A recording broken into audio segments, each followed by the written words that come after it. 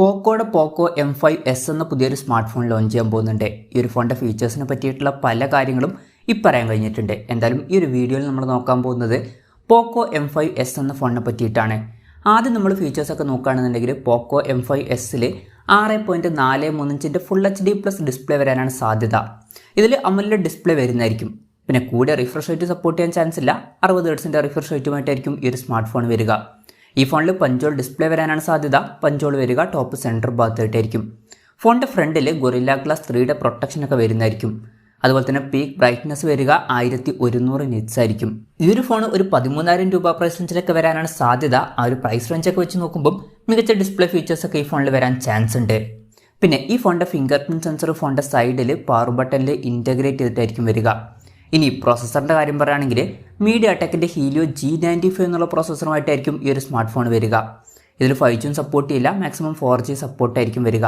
13,000 രൂപ പ്രൈസ് റേഞ്ചിലൊക്കെയാണ് ഈ phone launch ചെയ്യുന്നത് എന്നുണ്ടെങ്കിൽ ആ ഒരു പ്രൈസ് റേഞ്ചിൽ ഇത് മികച്ചൊരു പ്രോസസ്സർ എന്നൊക്കെ തന്നെ പറയാവുന്നതാണ്. പിന്നെ ഇതിൽ LPDDR4Xൻ്റെ റാമും അതുപോലെ തന്നെ UFS 2.2 സ്റ്റോറേജ് ടൈപ്പും വരുന്നതായിരിക്കും. മെമ്മറി എക്സ്പാൻഡ് ചെയ്യണമെന്നുണ്ടെങ്കിൽ മിക്കവാറും ഈ ഫോണിൽ ഡെഡിക്കേറ്റഡ് മെമ്മറി കാർഡ് സ്ലോട്ട് വരുന്നതായിരിക്കും. ഡ്യുവൽ സ്റ്റീരിയോ സ്പീക്കേഴ്സൊക്കെ ഈ ഫോണിൽ വന്നേക്കാം. 3.5mm ഓഡിയോ ജാക്ക് ഈ ഫോണിൽ വരുന്നതായിരിക്കും. ആൻഡ്രോയിഡ് 12 ബേസ് ആയിട്ടുള്ള MIUI സോഫ്റ്റ്വെയർ ആയിരിക്കും ഈ ഫോണിൽ വരിക. ക്യാമറയുടെ കാര്യം പറയുകയാണെങ്കിൽ ഫോണിൻ്റെ പിന്നിൽ ട്രിപ്പിൾ ക്യാമറ സെറ്റപ്പ് വരാനാണ് സാധ്യത. 64 MP മെയിൻ ക്യാമറ സെൻസർ ആയിരിക്കും ഈ ഫോണിൽ വരിക. പിന്നെ 8 MP അൾട്രാ വൈഡ് ആംഗിൾ ലെൻസും അതുപോലെ തന്നെ 2 MP മാക്രോ ലെൻസും ഈ ഫോണിൽ വന്നേക്കാം. ഫ്രണ്ടിൽ 13 MP സെൽഫി ക്യാമറ വരാനാണ് സാധ്യത. പിന്നെ ഈ ഫോണിൽ 5000 mAh ബാറ്ററി വരുന്നതായിരിക്കും.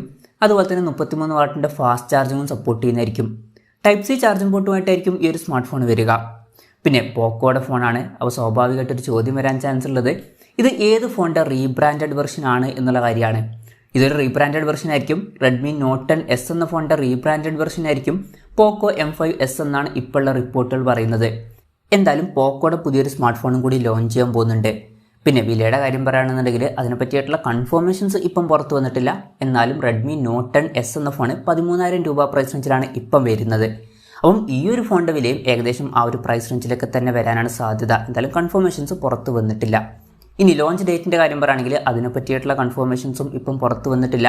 ഈ ഫോണിൻ്റെ ഇന്ത്യയിലെ ലോഞ്ച് ഡേറ്റിനെ പറ്റിയിട്ടുള്ള ന്യൂസുകളൊക്കെ പുറത്ത് വരുമ്പം അതിനെ പറ്റിയിട്ടുള്ള വീഡിയോസൊക്കെ നമ്മൾ ചെയ്യുന്നതായിരിക്കും. അപ്പോൾ അതുപോലുള്ള വീഡിയോസ് കാണാൻ താല്പര്യമുണ്ടെന്നുണ്ടെങ്കിൽ ഈ ചാനലും സബ്സ്ക്രൈബ് ചെയ്യാവുന്നതാണ്.